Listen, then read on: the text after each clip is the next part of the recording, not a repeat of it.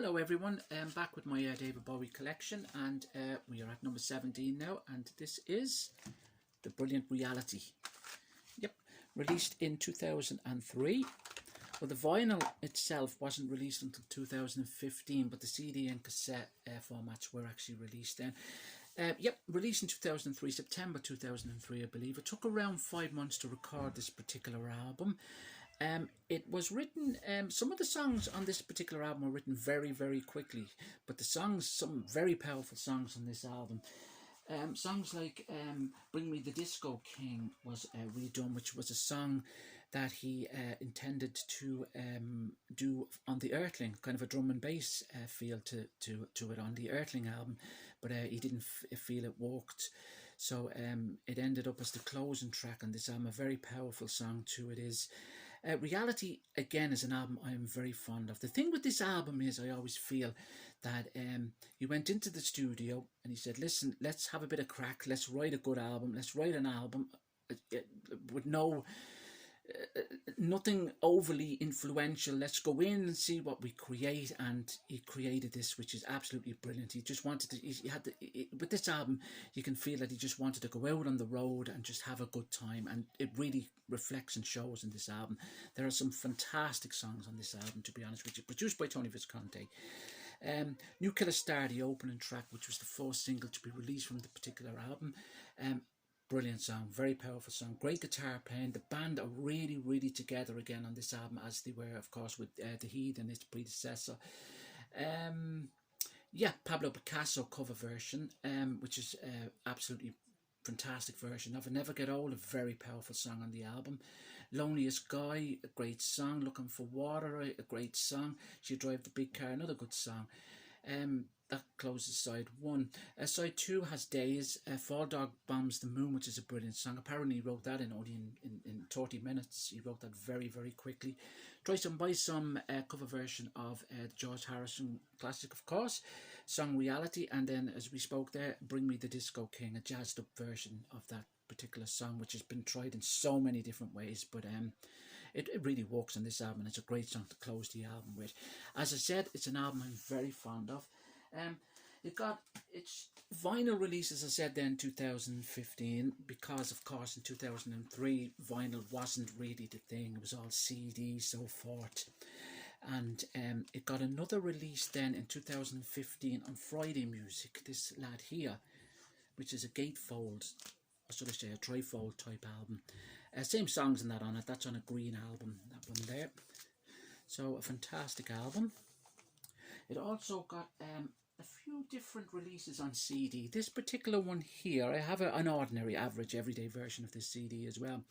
This one here has a DVD on it as well. It has actually has Waterloo Sunset on it as well, a cover of the Kinks song, which sounds fantastic as a bonus track on it as well. But it also features the DVD of the album performed live that was actually streamed into cinemas just prior to the album's release in 2003. You could go to cinemas and actually watch the performance.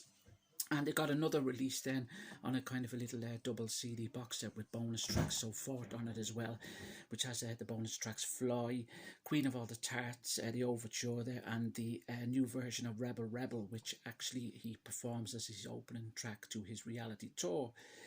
Fly also, I believe Carlos Anima worked with him on that one. I think he plays guitar on that one, which was great to see, because he hadn't fallen out with Carlos Anima, but he hadn't worked with him since the Outside tour.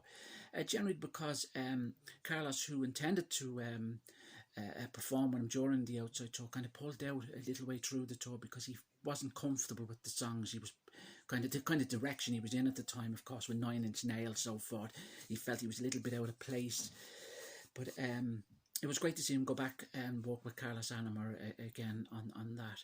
But it got, as I said, they got 2 single releases. They were never released actually on vinyl single 7-inch format.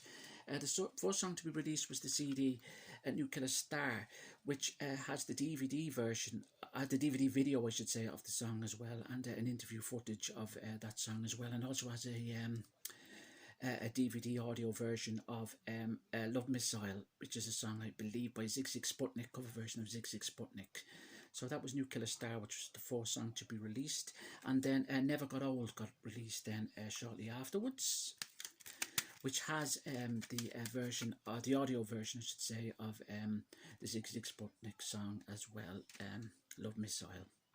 Yeah, so as I said, a fantastic album. I'm very fond of. The only kind of vinyl release it got, format release, was this lad here. It's probably a bit glary there, which was Rebel Never Gets Old, which is kind of a mashed up, mixed up version of Never Get Old and Rebel, which again was just to promote the reality tour as such. But that's a nice piece to own as well. It has kind of a couple of different versions of the song, and also has the album version of the song Days on it as well. So that's reality. Yeah, so as I said, this album, I always felt it was it's a good rock album as such. It's written generally for stage again. There's nothing influential on it, but when I first heard this album, I really liked it, and you know, I think it went very well with the tour, and the band, as I said, sound absolutely fantastic. The band on this album, of course, he took out on the tour with him. You had Sterling Campbell on drums, of course, Jerry Leonard, Earl Slick, the brilliant Gaylan Dorsey, of course, who's on bass with him for many albums prior as well. But reality, yes, is my number 17, and I'm very, as I always say, very comfortable to have it in that position. It's an album I'm very fond of. It's an album I listen to quite often. Yeah, I did prefer this now. When The Next Day came out, they kind of said it's so much better than his album Reality, because it was his last album, of course, until The Next Day, which came along 10 years later. But I prefer this album. I think it's I just think it's a better album, to be honest with you, and I just like his style of writing on this. There's nothing, as I said, there's nothing kind of majorly influential. He's not reflecting back on the past. He is more so with lyrics, so forth, but it's written, the album sounds the same, and it's kind of the songs that kind of just roll. They're not there's nothing extraordinary or anything about it or anything like that. It's just Bowie at his best, and his voice sounds fantastic. And apparently he'd given up the cigarettes, so he reckons that had a lot to do with it. But his voice, and he can hit the high notes so well on this particular album.